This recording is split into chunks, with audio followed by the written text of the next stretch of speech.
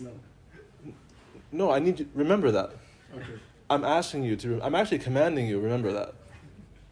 So if I kept doing that to you, because it didn't happen, by the way. So if I did that, if I kept doing that to you, remember this, is that oppressive?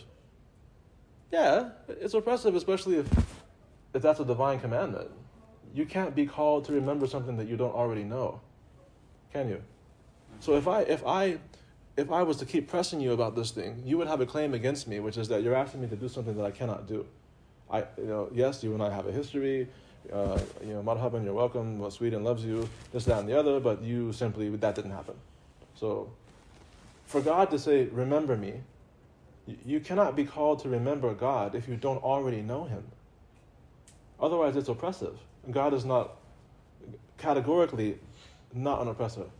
If God was an oppressor, then that's a whole can of worms. So that means that you're being called to recollect something, to recollect something. Recollection, recollect. You're being called to collect again something you already had with you, and at some point it got dispersed. So, for example, when my soul went into the body, the thickness, the veil of the body caused my collection to be dispersed. So all of us knew Him. So, for example, in the ayah, قَالَ أَلَسْتُ بِرَبِّكُمْ, He said, "Am I not your Lord?" قَالُوا, they said, "Bala," or "Bala," whichever. "Am I not your Lord?" They said, "Indeed." Allah is asking, "Am I not your Lord?" And these entities, which were you and I, appear before God without eyes, without ears, without hands, without feet, according to most understandings. The idea is that we are presented before God, and He asks us, "Am I not your Lord?" And we all said, "Bala." We all said, "Indeed." It's different, indeed is different than yes. If you said to me, "Hey, is that cookie?" I don't know. If you said to me, "Hey man, is that cookie good?" And I go, "Yeah," that's one thing. But if you go, "Hey, is that cookie good?" And I go, "Oh yeah," or "Indeed," it's different. One yes is like you may not have experienced it. Yes, or it might not have had that much of an impact on you. It could be your hypothetical sort of analysis of the situation. You're like, "Is that cookie good?" And you're like, "Well, it's got cookie dough. It's chocolate. It's hot. It's soft." Yes, of course. Whereas if I said "Indeed," that's because you experienced it. There's a difference. We said "Indeed." All of our souls said "Indeed" when God asked, "Am I not your Lord?" That means we had an experiential situation with God where we knew Him to be able to answer back with experiential certainty, "Yes, you are my Lord." And we did this when we had no body. So where does knowledge come from? Is it your eyes? Is it your hands? Soul. But you say it's the soul, but then it's like, but where in the soul? What in the world is going on? What is the soul? That's a whole other thing. But I'm saying you and I are this incredible entity that has had this experience that we are being called to recollect.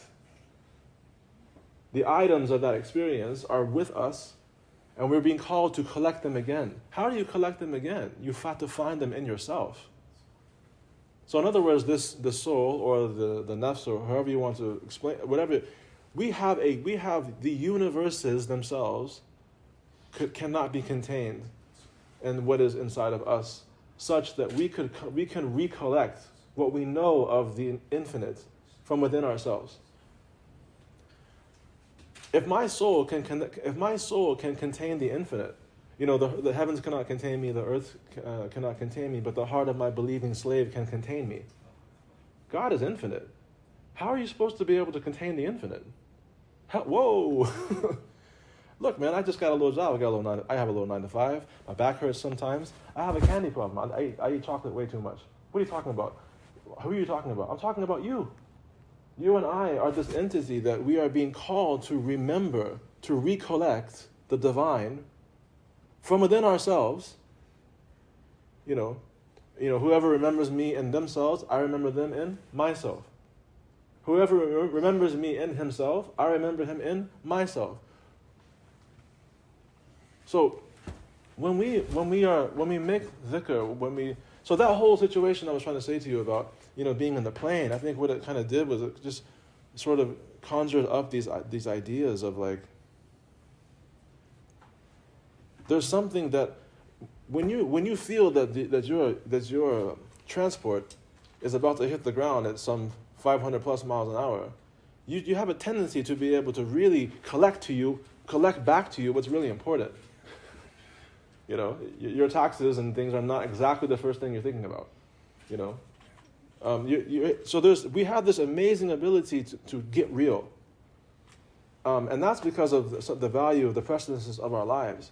But remembrance itself, getting real about the most valuable entity, and I don't mean to call God even an entity, but the real itself is more imperative still than my being able to prepare myself to meet my Maker. Because if I meet my Maker, having remembered Him properly in myself, then inshallah I'll find success.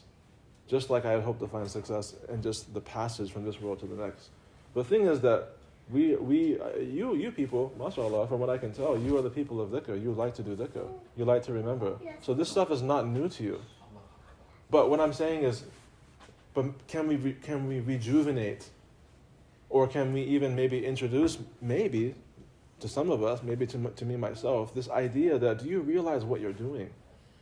When you are remembering God, you are calling on a reality that you know. You're not adding something that you don't know anything about. This is not a class, an instruction where you're going to get some new information and become, diverse in some kind of foreign concept, or you're not getting reconnected with the tradition that your family comes from because you're born in a Muslim family, nor are you becoming more exotic because you're learning Arabic words, no, none of that is happening. What's happening is that you are literally recollecting with what it is that you already know. Now, in this world, the thing that we remember, or the sort of the reality that we remember, it is that which is permanent and always. So, am I not your Lord? We saw infinite. We somehow were exposed to the infinitely permanent and perfect. There are people walking around with us now who they don't believe in God whatsoever, and all they believe about is the material world. That's all they believe. They're like, this is it. This is what you have. Why don't you just open your eyes and embrace today? This is what you have. And my statement to them is this, because they're in the same boat as me, but they just don't remember. If we take the world that we live in as the only measure of what is and what is not the case, then we have to do it all the way, not halfway. So let's all be materialists for a moment. Let's all be atheists for a second. Sorry about this. Just conceptually. I'm saying understand where they're coming from. And imagine that if I can only measure what is and what is not the case by the material world, I'm not going to be able to answer the question, why is it that all of us in the world, wherever we live, whenever we live, however we've lived, wherever we've lived, have all been looking for the exact same thing? We're not just looking for peace. We're not just looking for security. We're not just looking for shelter and all these basic things. No, we're not. What we're looking for is permanence.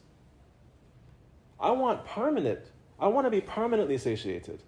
I want permanent security. I want a permanently good time. The problem with this world is that it's impermanent. And all we're trying to do is find permanence inside an impermanent world. That's why people spend their lives chasing after what they hope will always last. Where did you find permanence from? I don't think anyone skips. I don't think anyone can be skipped or anyone can be excluded from this situation. My question is that if you only believe in the material world, and this is all there is, explain to me why you even have the concept of permanence in your mind. Where did you get it from? You're not getting it from here. What's permanent here? On an atomic level, there's nothing permanent.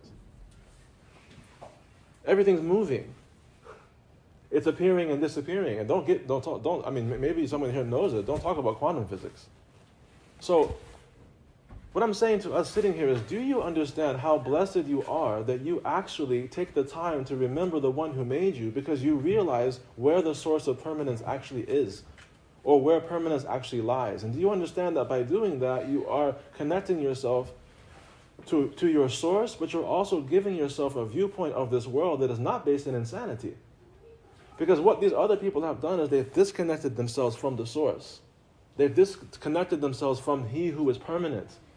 But they have not lost the love of permanence that they were exposed to when He said, "Am I not your Lord?" And so they're trying to find permanence, permanent happiness, permanent joy, permanent whatever it is, in a world which is completely devoid of permanence, and they don't even have a basis for it, because nothing in the world is permanent, but they cannot escape it. Take any atheist, any agnostic, atheist, whatever it is, find them and I'm not saying approach them and batter them with this, I'm just saying, but think about it. Think about where that is, and think about where I hope we are. And this should be enough to make us really thankful. Really, really thankful. Because is it intelligence that causes you to find the root? I'm sorry, it isn't. There's some really intelligent people out there. Is it good? Is it good character?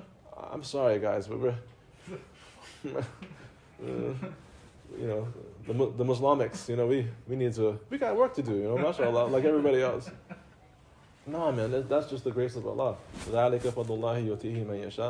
the grace of God. He gives it to whom He wants. And if you show appreciation, we will increase you. So maybe let's be thankful, inshallah, about the simple things that we do. I just thought they were beads, man. It's not that serious. But there's a lot more. Jazakallah khair.